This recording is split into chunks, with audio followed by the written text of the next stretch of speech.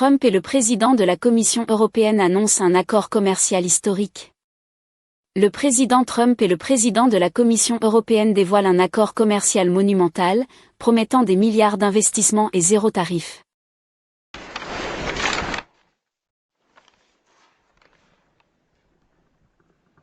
Thank you very much. So we have good news. We've reached a deal. It's a good deal for everybody, I believe. And I think you were saying this is probably the biggest deal ever reached in any capacity, trade or beyond trade. It is.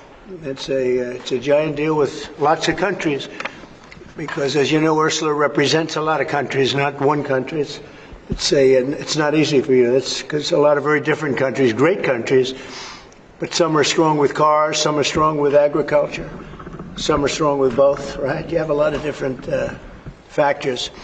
So we're going to do the following. The European Union is going to agree to purchase from the United States $750 billion worth of energy. $750 billion worth of energy. They are going to agree to invest into the United States $600 billion more than they're investing already. So they're investing a large amount of money. You know what that amount of money is. It's very substantial, but they're going to invest an additional $600 billion. They're agreeing to open up their countries to trade at zero tariff. So that's a very big factor. Opening up their countries, all of the countries will be opened up to trade with the United States at zero tariff. And they're agreeing to purchase a vast amount of military equipment. We don't know what that number is, but it's the good news is we make the best military equipment in the world, so sort of you have to do that. I mean, until somebody tops us, which is not going to happen. We're way ahead of every other country in terms of the quality of the military equipment. You saw that recently in Iran, and you see that, unfortunately, you see that often for all the wrong reasons, right? So those things are $750 billion, $600 billion, opening up the country. We are agreeing that the tariff straight across for automobiles and everything else will be a straight across tariff of 15%. So we have a tariff of 15%. We have the opening up of all of the European countries, which I think I could say were essentially closed. I mean, you weren't exactly taking our autos, you weren't exactly taking our agriculture, and then you would have smaller things, but for the most part it was closed. And now it's open.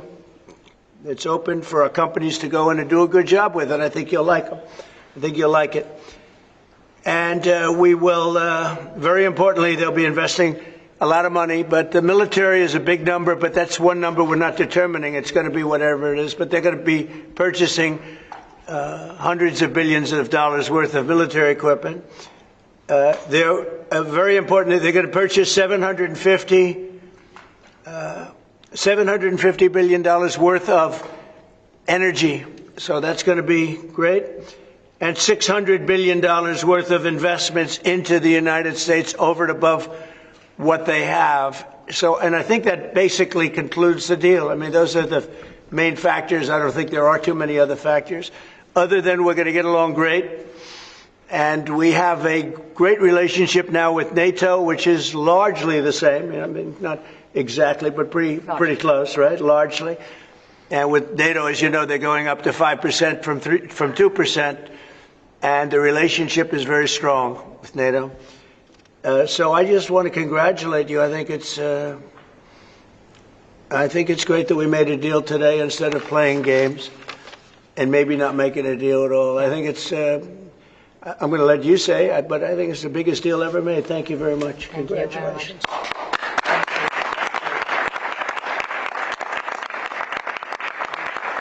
Yeah, thank you. We have a deal. We have a trade deal between the two largest economies in the world. and it's a big deal. It's a huge deal. It will bring stability. It will bring predictability. That's very important for our businesses on both sides of the Atlantic.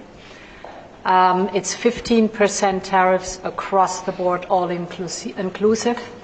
The investments Mr. President just described, they're going to go to the United States, and the purchases over there. Indeed, basically the European market is open. It's 450 million people. So it's a good deal. It's a huge deal. Yeah. It was tough negotiations. I knew it at the beginning, and it was indeed very tough, but we came to good conclusions for both sides. So again, congratulations and many thanks. Thank you very much. Thank you. Do you have any questions? How did you come to a deal so quickly? Did the European Union come there and get I think we both wanted to make a deal. You said something that is very important. It's going to bring us closer together. I think this deal will bring us very close together, actually. It's a partnership in a sense, but it's a very good point, and it's something that's very important. But was there one issue that you needed to get over the hurdle? No. We had 4 or 5. No, not pharmaceuticals. I mean, we're going to be, as you know, a lot of companies are coming into the U.S., and that's unrelated to this deal. But it's, I think this didn't just start today. We had a meeting. I wasn't sure. I said 50-50. I think you probably felt the same thing.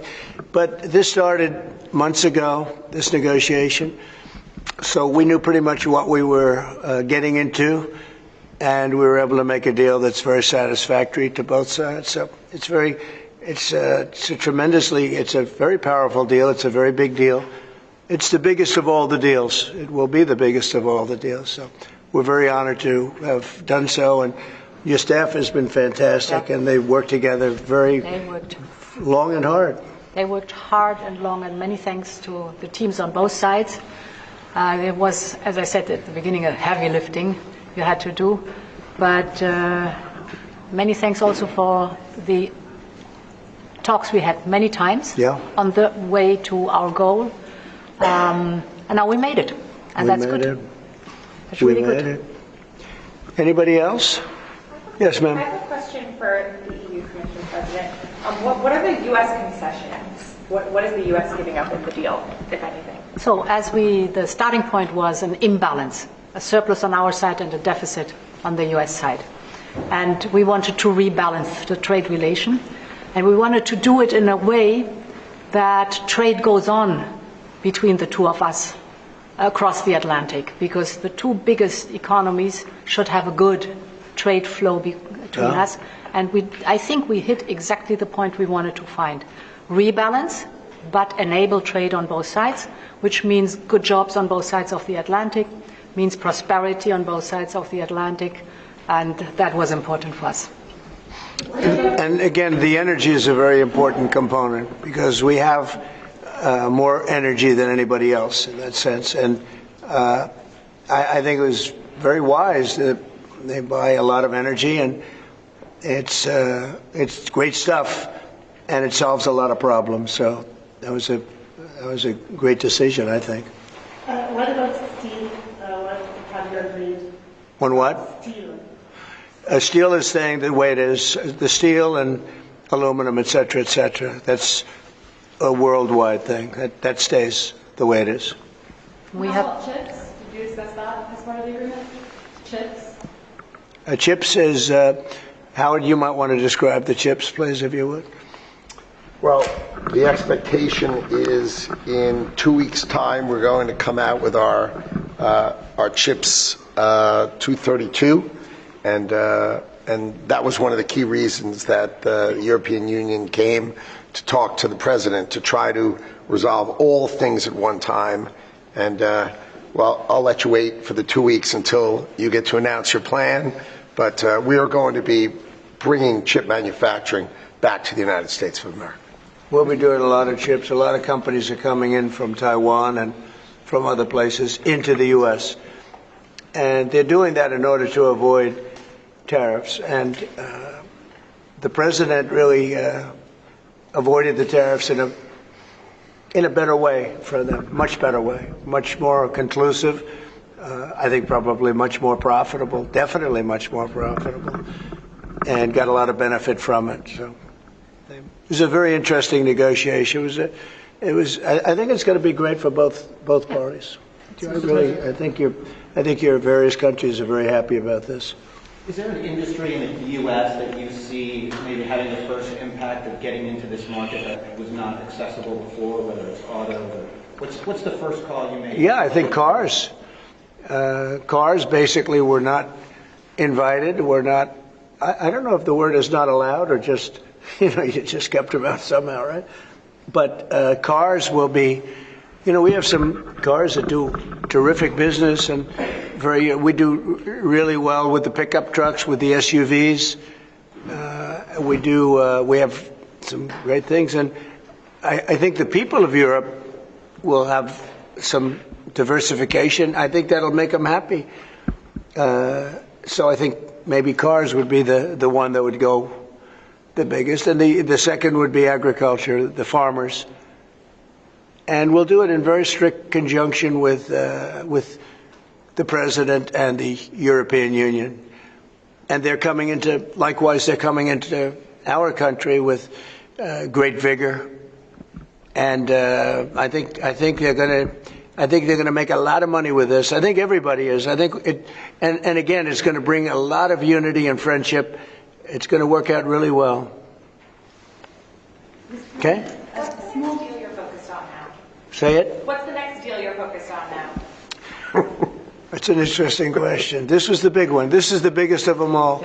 We're looking at deals with 3 or 4 other countries. But for the most part, I can't get them to understand that it's the letter. We just sent that letter, and that letter is, very universal for most. I mean, most, you wouldn't be able to do this. You wouldn't have the time or the patience to be able to do a deal like this. Most of the others are going to be a certain tariff, and we're going to keep it as low as we can.